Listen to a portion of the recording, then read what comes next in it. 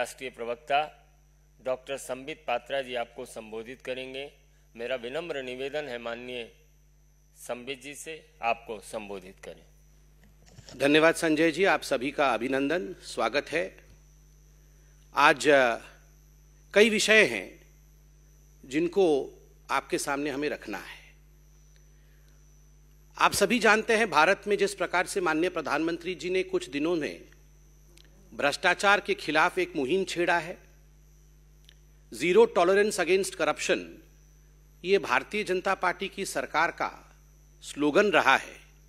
तो स्वाभाविक रूप से भ्रष्टाचार को लेकर जिस प्रकार एक मुहिम पूरे हिंदुस्तान में चल रहा है वो हम सब देख रहे हैं। सही मायने में भ्रष्टाचार और घोटाला वर्सेस विकास और स्वाभिमान की लड़ाई आज पूरे भारतवर्ष में चल रही है। आज एक प्रमुख खबर सामने आया है और ये खबर नेशनल हेराल्ड को लेकर है। आप सभी जानते हैं कि जहां तक नेशनल हेराल्ड का विषय है, 2013 से नेशनल हेराल्ड पर केस चल रहा है और सोनिया जी और राहुल जी अक्यूज्ड नंबर 1 और अक्यूज्ड नंबर 2 दोनों ही बेल पर बाहर हैं। और अभी कुछ दिनों पहले जब जांच एजेंसियों ने दोनों मां बेटे को बुला करके पूछताछ किया था तो पूरे देश में किस प्रकार का एक माहौल बनाने की कोशिश कांग्रेस ने की थी वो भी हमने देखा था। The Congress tried to be disruptive. The Congress tried, in fact, to pressurize the investigative agencies. And the Congress spread mayhem. पूरे हिंदुस्तान में एक दंगा और बलवा करवाने की कोशिश कांग्रेस की रही थी। कहीं टायर जल रहे थे तो कहीं उनके कार्यकर्ता दंगा कर रहे थे। पार्लियामेंट में भी पार्लियामेंट को पूरी तरह से ठप करने का प्रयास कांग्रेस पार्टी कर रही थी। दुख और आश्चर्य का विषय है कि जिस कांग्रेस पार्टी ने एक परिवार को बचाने के लिए नेशनल हेराल्ड का पूरे विषय में जांच एजेंसी के खिलाफ काम कर रही थी, आज एक बहुत बड़ा खुलासा उसी नेशनल हेराल्ड केस में हुआ है। 2013 का यह केस है, किंतु 1960 में कांग्रेस के अंदर ही 4 बार के उनके उत्तर प्रदेश के मुख्यमंत्री आदरणीय चंद्रभानु गुप्ता, जो उत्तर प्रदेश के 50 से 60 के दशक के बीच में एक बहुत बड़े लीडर हुए, नेता हुए, जो 4 बार के उत्तर प्रदेश के मुख्यमंत्री कांग्रेस की तरफ से रहे, अब उनकी एक किताब छपी है विगत वर्ष। गुप्ता जी को स्वर्ग सिधारे 4 दशक हो चुका है, मगर उन्होंने अपनी जीवनी लिखी थी। जीवनी का नाम है सफर कहीं रुका नहीं, झुका नहीं। उनके इस जीवनी में जो उन्होंने दशकों पहले लिखा था, 60 के दशक में लिखा था, उनकी मृत्यु भी हो गई है, अब वो जीवनी छपी है। और उस जीवनी में जब नेशनल हेराल्ड के बारे में आप पढ़ेंगे तो अंग्रेजी में एक कहावत है, डेजा वू। आपको ऐसा लगेगा मानो हू बहू वही सब कुछ आज फिर से रूपांतर हो रहा है, फिर से उसी कहानी को दोहराई जा रही है। उस समय चंद्रभानु गुप्ता जी ने स्पष्ट शब्दों में क्या क्या कहा था मैं आपको बताता हूं। किताब में चंद्रभानु गुप्ता जी कहते हैं कि जो नेशनल हेराल्ड है उसके फंडिंग को लेकर बहुत सारे सवाल हम सबके मन में उठते रहे। जिस प्रकार से ये नेशनल हेराल्ड है, ये कोई कांग्रेस की पत्रिका नहीं है। चंद्रभानु गुप्ता जी कहते हैं ये कोई स्वतंत्रता संग्रामियों के लिए या भारतवर्ष की कहानी को प्रतिपादित करने की कोई अखबार नहीं है। ये अखबार जो है ये केवल नेहरू, जवाहरलाल नेहरू और इंदिरा गांधी को महिमा मंडित करने के लिए है, और इसके लिए जो फंडिंग की जाती है उसमें गड़बड़ है। यहां तक चंद्रभानु गुप्ता कहते हैं कांग्रेस के 60 की दशक में कि यदि कोई इन्वेस्टिगेटिव एजेंसी, कोई जांच एजेंसी नेशनल हेराल्ड पे जांच खोल ले और उसके पैसे के विषय को अगर देखना शुरू कर दे तो बहुत बड़ा खुलासा, a big exposé will happen, बहुत बड़ा खुलासा हो जाएगा। आप सोचिए, ये जो परिवार है नेहरू परिवार, ये परिवार तब भी भ्रष्टाचारी है, तो ये भ्रष्टाचार इनको विरासत में मिली है।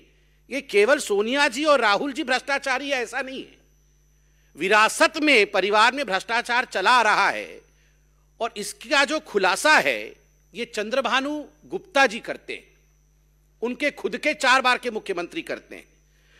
वो आगे कहते हैं, the policy of the National Herald was to promote the Nehru family only. एक ही पॉलिसी थी कि नेहरू फैमिली को प्रमोट किया जाए, और फ्रीडम ऑफ प्रेस के नाम पर जो भी नेहरू गांधी परिवार के खिलाफ कहता था, किस प्रकार से उनके खिलाफ मुहिम छेड़ा जाए, यह नेशनल हेराल्ड का मुख्य उद्देश्य था। उसमें कहते हैं कि उस समय भी, यह बहुत ध्यान देने योग्य विषय है, गलत तरीके से नेशनल हेराल्ड ने कांग्रेस से पैसे लिए। जो पैसे लोगों ने कांग्रेस पार्टी को दिए थे, चंदा में दिए थे, डोनेशन में दिए थे, उस पैसे को नेशनल हेराल्ड में लगाया गया। सोच के देखिए, आज भी 90 करोड़ रुपए का विषय चल रहा है कि किस प्रकार से करोड़ों रुपए कांग्रेस पार्टी से गलत तरीके से, असंवैधानिक तरीके से, इलीगल तरीके से money was siphoned from the Congress party to the National Herald, and from National Herald back to the mother and the son duo, the company called as Young India. तो ये जो मनी सर्किटिंग थी वो उस समय भी चल रही थी, और कांग्रेस का पैसा उस समय भी नेशनल हेराल्ड में गया था। सोच के देखिए, भ्रष्टाचार बेरोक टोक, अनस्टॉपेबल। मतलब भ्रष्टाचार और करप्शन तब से चल रहा है, नेहरू जी के समय से। और आगे चंद्रभानु गुप्ता लिखते हैं कि नेहरू जी को इस पूरी कंपनी का डायरेक्टर बनना था, इसलिए किस प्रकार से उन्होंने कई बड़े नेताओं का नाम लिखा है, पुरुषोत्तम दास टंडन, शिव प्रकाश गुप्ता, आचार्य नरेंद्र देव और खुद चंद्रभानु गुप्ता, कि हमें फोर्सफुली अपने जो शेयर्स थे उन्हें बेचने पड़े ताकि नेहरू जी के पास 100 शेयर आ जाएं और वो कैसे भी येन केन प्रकारेण डायरेक्टर बन जाए ताकि कंट्रोल उनके पास चला जाए। और अगर कोई इन्वेस्टिगेटिव एजेंसी नेशनल हेराल्ड को इन्वेस्टिगेट कर लेगी तो बहुत बड़ा खुलासा होने वाला है। ये 60 के दशक में चंद्रभानु जी ने कहा था, और मैं तो कहूंगा गुलाम नबी जी केवल अभी नहीं है, उस समय भी कांग्रेस के अंदर गुलाम नबी जी थे जिन्होंने सच्चाई को सामने रखा, सच्चाई को उजागर किया, और जो कांग्रेस के अंदर की गड़बड़ियां हैं उन विषयों को जनता के बीच रखा। बंधुगण, हम लोगों को कोई बता रहा था, अभी आप में से किसी बंधु ने बताया कि कल शायद भारत तोड़ो आंदोलन शुरू कर रही है कांग्रेस पार्टी। भारत जोड़ो आंदोलन शुरू कर रही है कांग्रेस पार्टी।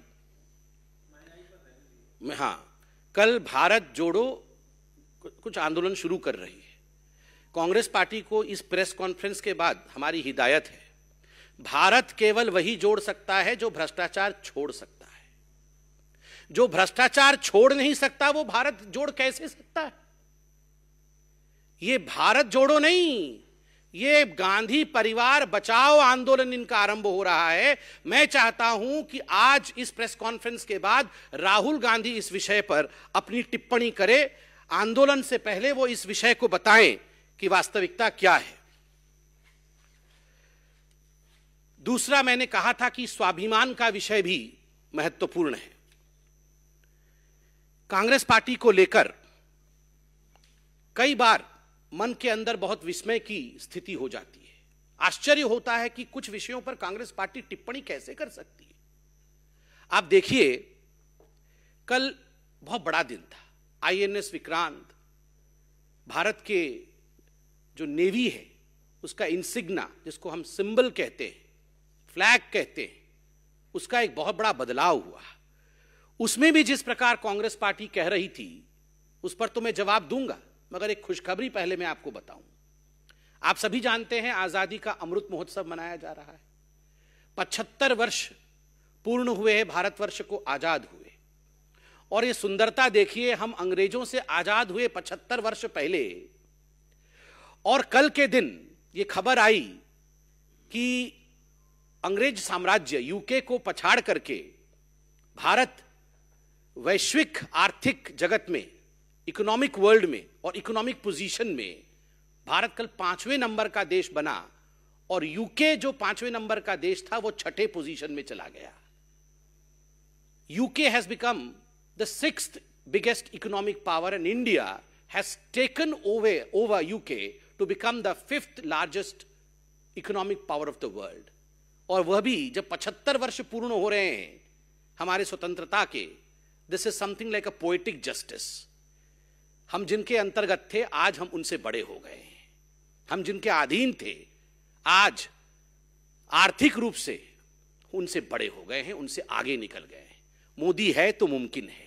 ये जो रिफॉर्मिस्ट और performance oriented governance Modi ji ने दिया है उसका नतीजा है कि आज हिंदुस्तान आगे निकला है। मगर कांग्रेस है कि उसका जो कॉलोनियल माइंडसेट है वो अभी तक जा नहीं रही है। आश्चर्य का विषय है, कल नेवी के फ्लैग में चेंज किया गया, बदलाव किया गया। मैं आपको दिखाना चाहूंगा। आप देखिए 50 से 2001 के बीच यह थी इंडिया के नेवी की फ्लैग, जिसमें आप एक क्रॉस देख सकते हैं। ये क्रॉस जो है सेंट जॉर्ज का क्रॉस है, उनकी निशानी है जो ब्रिटिशर्स ने लगाया था। जब 2001 और 2004 के बीच में वाजपेयी जी की सरकार रही तो आदरणीय वाजपेयी जी की सरकार ने ब्रिटिश के इस निशानी को मिटाया था, हटा दिया था। उसके बाद पुनः सोनिया जी के आग्रह करने पर कि इस निशानी को, सेंट जॉर्ज की निशानी को, अंग्रेजों के इस निशानी को पुनः स्थापित की जाए, उसे मिटाई ना जाए, तो अंग्रेजों के उस निशानी को पुनः स्थापित किया गया। और आज हम गर्व के साथ कह सकते हैं कि मोदी है तो मुमकिन है। आज मोदी जी ने दोबारा जो कॉलोनियल इंसिग्ना था, जो एक ब्रिटिशर्स की निशानी थी हमारे फ्लैग में, उसे निकाला है। और सबसे बड़ा विषय है छत्रपति शिवाजी महाराज और मराठा, जिन्होंने हिंदुस्तान को एक सशक्त नौसेना दिया था, उनके सील को स्थापित किया है, कहीं ना कहीं भारत के स्वाभिमान को स्थापित किया है। इसके लिए हम धन्यवाद करना चाहेंगे प्रत्येक हिंदुस्तानी का, कि प्रत्येक हिंदुस्तानी के दिल में आज एक गर्व का भाव है। और कांग्रेस पार्टी से मुझे तो कहने का मन नहीं कर रहा है, मगर कहना पड़ रहा है कि सोनिया जी, Rahul ji, you should explain as to why you brought back the British sign, as to why you brought back the colonial sign. और कल तो खुशी का दिन था, उस पर भी इस प्रकार से मातम करना मुझे लगता है ये उचित नहीं है। और बंधुओं, सबसे बड़ा विषय महिलाओं के सशक्तिकरण और महिलाओं के स्वाभिमान को लेकर जिस प्रकार राजस्थान के मुख्यमंत्री ने हमला किया है, उसकी भी भारतीय जनता पार्टी निंदा करती है। आप सब जानते हैं कि एनसीआरबी की डाटा अगस्त 29 को निकला था। एनसीआरबी की डाटा के मुताबिक दुखद विषय है कि कांग्रेस पार्टी द्वारा शासित राजस्थान आज जहां तक बलात्कार और रेप के मामले हैं उसमें सर्वाधिक आगे है। वो नंबर 1 पोजीशन में है इंडिया में। 6340 रेप के केस 2021 में हुए हैं। जिस प्रकार का परफॉर्मेंस लॉ एंड ऑर्डर को लेकर राजस्थान का रहा है, जब अशोक गहलोत जी से इस पे सवाल पूछा गया तो मुझे तकलीफ हो रही है। अशोक गहलोत जी ने जिस प्रकार का जवाब दिया, दैट वाज क्वाइट इनसेंसिटिव। वो महिलाओं को लेकर असंवेदनशील था। अशोक गहलोत जी ने कहा कि कोई फॉरेनर या बाहर के लोग आके रेप नहीं करते हैं, ये तो घर वाले ही कर देते हैं। लड़की के जो अपने रिश्तेदार होते हैं, जानकार होते हैं, वो तो घर वाले ही ऐसा काम करते हैं। और 56% केस ऐसे हैं जो लड़कियां झूठ बोलती हैं, उनके रेप नहीं होते हैं, वो आके झूठे केस दर्ज करती हैं। और ऐसी लड़कियों के ऊपर कार्यवाही करूंगा मैं। विक्टिम्स जो हैं, जिनके साथ अन्याय हुआ, उनके साथ खड़े होने के बदले, उनके मनोबल को बढ़ाने के बदले अगर एक मुख्यमंत्री इस प्रकार का बयान देगा कि 56% लड़कियां झूठी है और उनको मैं दंडित करूंगा, तो क्या महिलाएं जाकर पुलिस स्टेशन में रिपोर्ट दर्ज करा पाएंगी? क्या महिलाएं सशक्त महसूस करेगी राजस्थान में? क्या महिलाएं निडर होकर, निर्भीक होकर अपने विषय को कानून के सामने प्रतिपादित कर पाएंगी? कदाचित नहीं। मुझे तो बड़ा कष्ट होता है कि इस प्रकार के बयान से अशोक गहलोत जी कहीं ना कहीं जो कांग्रेस की माइंडसेट है उसे दर्शाते हैं। और मैं निवेदन करूंगा आप सभी पत्रकारों से भी कि इस विषय को लेकर अशोक गहलोत जी से क्लैरिफिकेशन जरूर मांगा जाए, उनसे माफी जरूर मांगी जाए। बहुत बहुत धन्यवाद। कोई प्रश्न हो तो आप बताइए।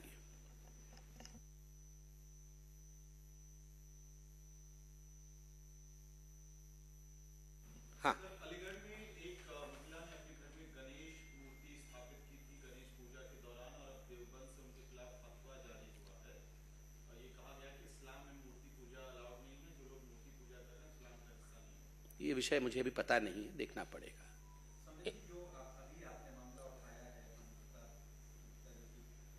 हाँ,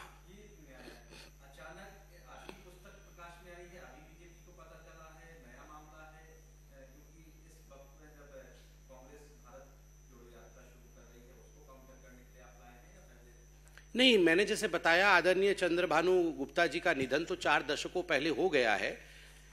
पुस्तक विगत वर्ष छपा है, मगर आज कई अखबारों ने इस पर प्रमुखता के साथ खबर छापा है। तो स्वाभाविक है, जब मीडिया इतने अध्ययन के पश्चात एक गंभीर विषय को उठाती है, चतुर्थ स्तंभ है लोकतंत्र का, तो स्वाभाविक है उस विषय को आगे बढ़ाना हमारा कर्तव्य है। मीडिया और पॉलिटिकल पार्टीज ये दोनों भाई हैं, एक साथ काम करते हैं।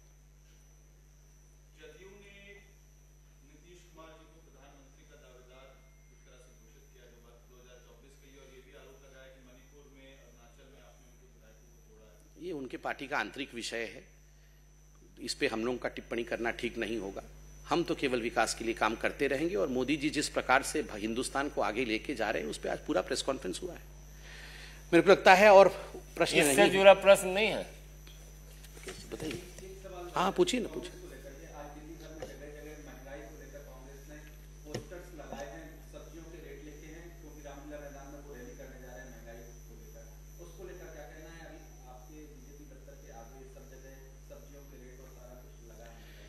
देखिए, लोकतंत्र में विपक्ष अपने विषय को प्रतिपादित कर सकती है, अपने विषय को लेके सड़कों पर भी उतर सकती है, यही लोकतंत्र की सुंदरता है।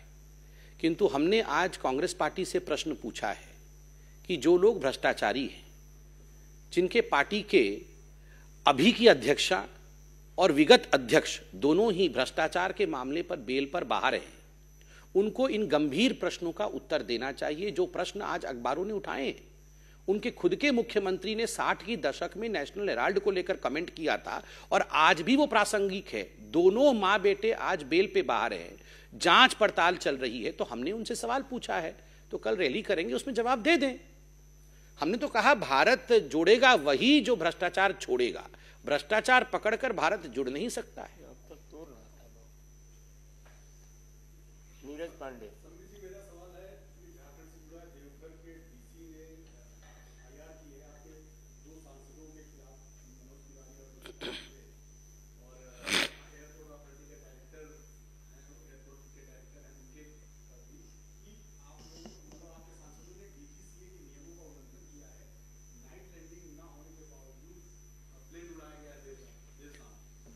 ऐसा है कि जहां तक इस पूरे विषय के तकनीकी पक्ष हैं, तकनीकी पक्ष पे माननीय सांसद महोदय ने खुद ट्वीट भी किया है और सभी को बाइट भी दिया है।